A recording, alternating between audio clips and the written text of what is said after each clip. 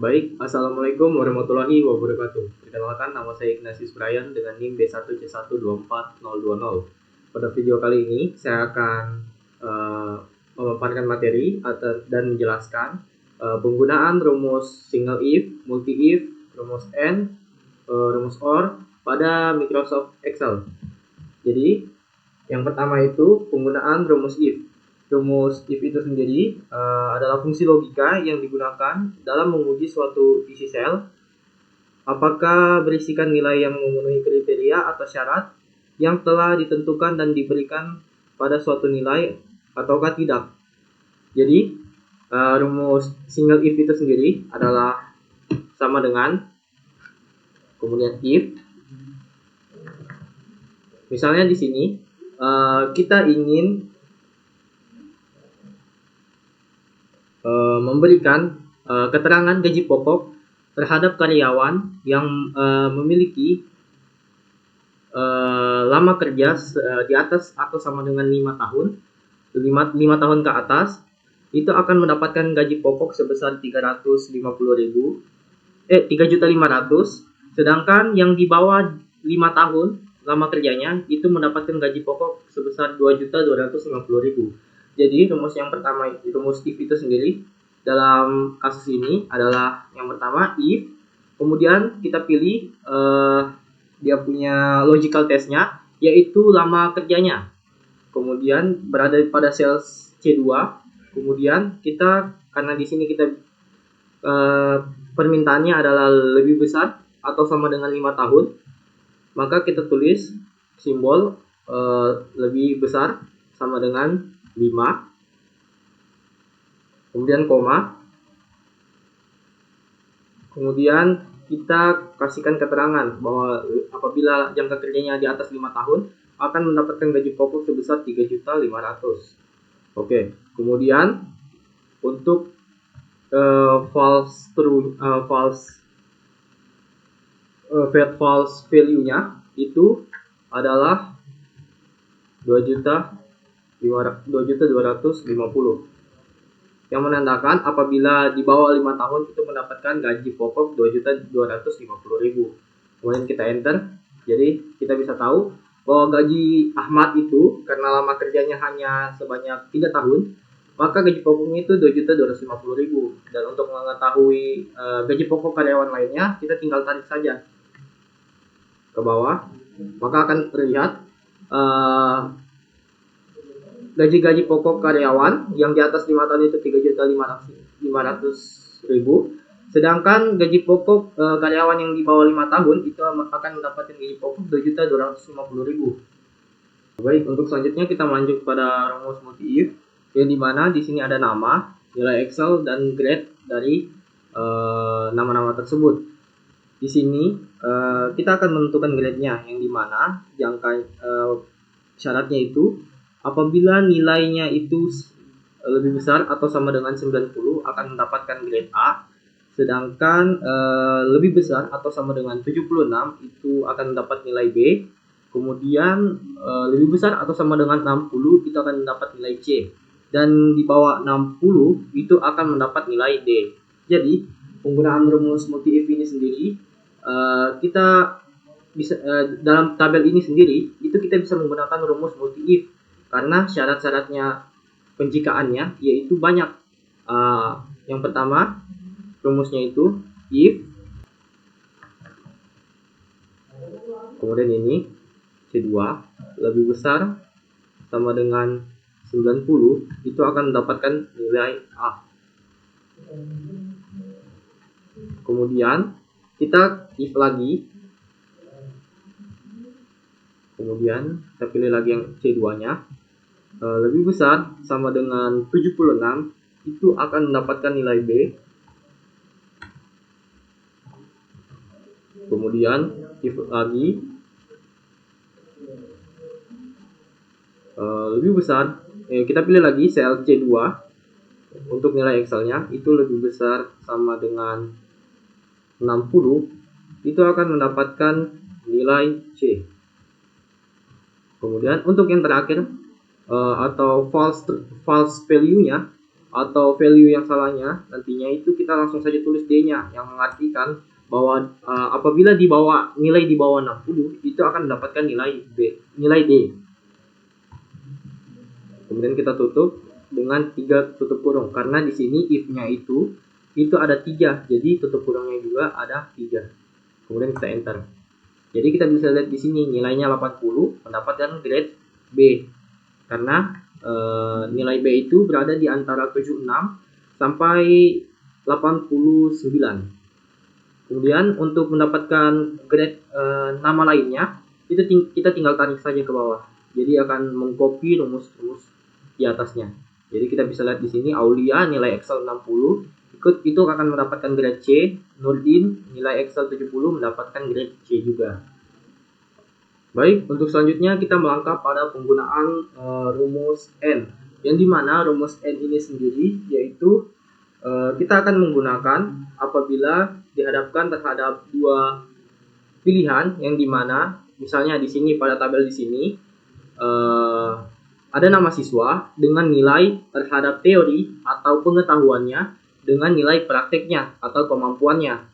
Nah, untuk bagian keterangan ini kita akan mengisi keterangan kompeten siswa tersebut kompeten ataupun tidak, yang dimana dalam menentukan siswa ini kompeten atau tidak, kita menggunakan rumus N. Syaratnya itu untuk mendapatkan kompeten yaitu dimana nilai teorinya itu harus lebih besar dari 70 dan nilai praktiknya juga itu harus lebih besar dari 20. Jadi kedua syaratnya itu teori harus 70, praktiknya juga di atas teori di atas 70, praktik juga di atas 70. Jadi penggunaan rumus N ini kedua syarat-syaratnya itu harus terpenuhi. Apabila salah satu syarat tidak terpenuhi, maka siswa ini dianggap tidak kompeten. Jadi rumusnya sendiri yaitu kita tulis dulu if, kemudian kita buka kurung, terus N, terus kita pilih untuk yang pertama dulu nilai teorinya, yaitu pada sel C3 kita tandakan lebih besar dari 70, kemudian koma, kemudian kita pilih lagi D3 nya, itu kita tarik tanda lagi lebih besar 70, kemudian kita tutup kurung, koma, kita kasih tanda true value nya yaitu kompeten,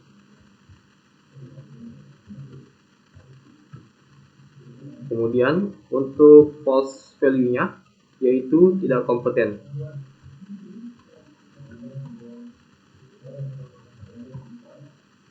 Kemudian lupa tutup kurung, jadi kita harus akhiri dengan tutup kurung.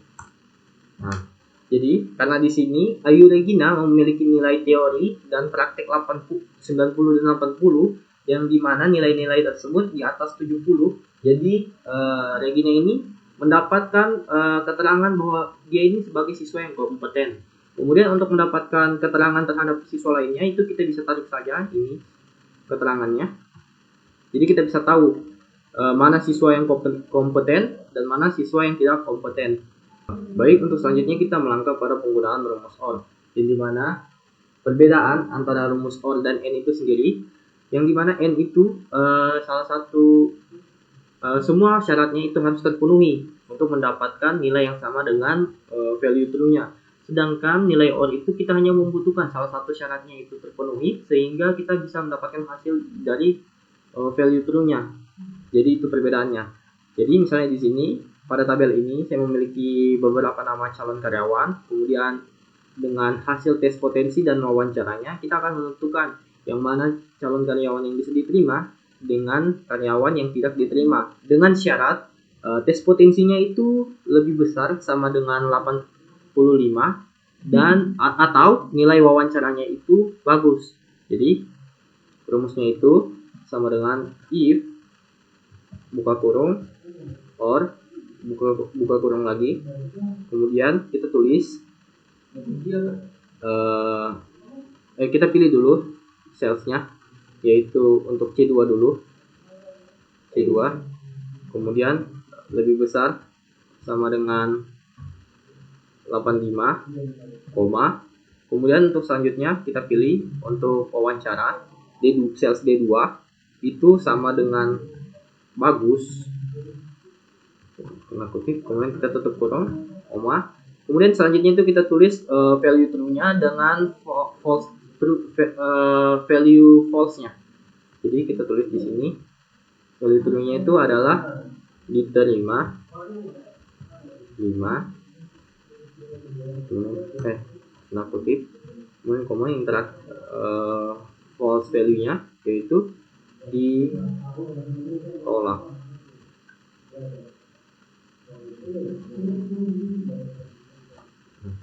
Jadi di sini ASCII meskipun nilai potensinya itu 80, namun karena wawancaranya bagus, jadi dia bisa diterima.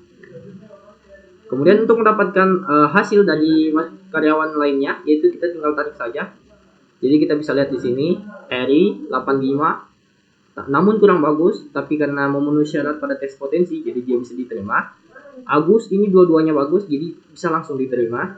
Sedangkan Ardi nilainya tidak memenuhi dan wawancaranya kurang bagus, jadi kita tolak. Baik, untuk selanjutnya untuk menguji sejauh mana kemampuan kita terhadap rumus-rumus tadi yang sudah kita pelajari, kita akan mengetes kemampuan kita pada praktik pertemuan ke-6 ini, yang dimana ada nama calon karyawannya, ada umurnya, ada lulusannya, kemudian ada kemampuan bahasa Inggrisnya yang bisa ataupun tidak, kemudian ada IPK-nya, tes potensinya, dan wawancaranya. Nah, syaratnya itu untuk menemukan apakah bagus atau calon karyawan ini bisa diterima atau tidak, yaitu dengan syarat diterima apabila umurnya kurang atau sama dengan 32. Jadi umurnya itu harus di bawah atau sama dengan 32. Jadi maksimal itu 32 lah umurnya. Kemudian pendidikan itu minimal S1. Kemudian bahasa Inggris itu harus bisa. Kemudian syarat selanjutnya yaitu IPK harus sama dengan 4. Kemudian potensi itu harus minimal 80. Sedangkan kemampuannya itu wawancaranya itu harus bagus. Jadi rumusnya itu kita gunakan if, kemudian dan syaratnya ini harus semua terpenuhi. Apabila salah satu syaratnya tidak terpenuhi, maka calon karyawan ini tidak bisa diterima atau ditolak. Jadi langsung saja if dalam kurung n, untuk yang pertama dulu yaitu umur harus lebih kecil sama dengan 32. Kemudian lulusan itu D4-nya harus sama dengan S1.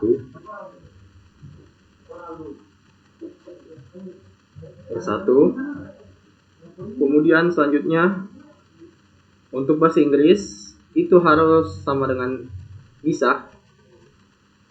Jadi dia harus bisa bahasa Inggris untuk diterima. Kemudian IPK itu harus sama dengan, jadi IPK-nya itu harus sama dengan 4. Sama dengan 4.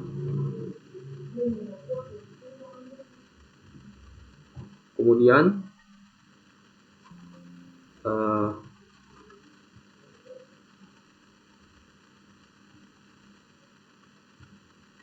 sama dengan 4.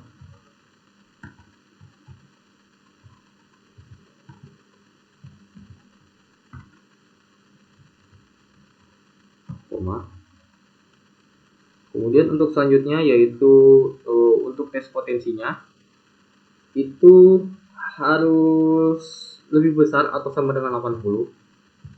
Jadi minimal 80 pada tes potensinya.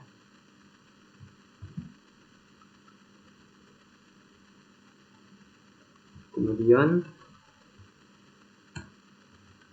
ini udah ada tanda petiknya. Kemudian kemampuan wawancaranya atau pada sales H4,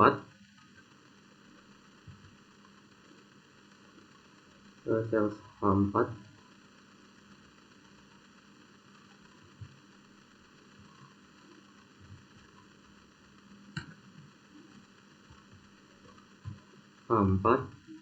itu harus sama dengan bagus.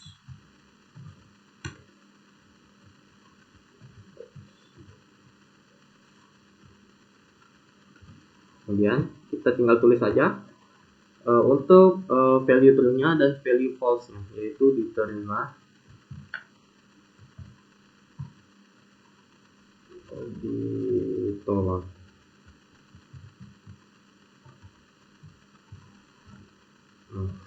Jadi untuk Johannes sendiri yaitu ditolak karena dia tidak bisa bahasa Inggris. Jadi si Johannes ini tidak bisa diterima pada perusahaan kami karena dia tidak memenuhi salah satu syaratnya, yaitu bahasa Inggrisnya. Meskipun semua syaratnya itu terpenuhi selain bahasa Inggrisnya. Jadi karena ketentuannya semua syaratnya itu harus terpenuhi, yang dimana umur harus di bawah 32 atau sama dengan 32, lulusan minimal S1, kemudian bahasa Inggris harus bisa, IPK minimal 4, tes potensi itu harus lebih besar atau sama dengan 80, kemudian wawancara harus bagus untuk bisa diterima. Jadi karena salah satu syaratnya dia tidak terpenuhi, yaitu pada bahasa Inggris dia tidak bisa, jadi dia ditolak.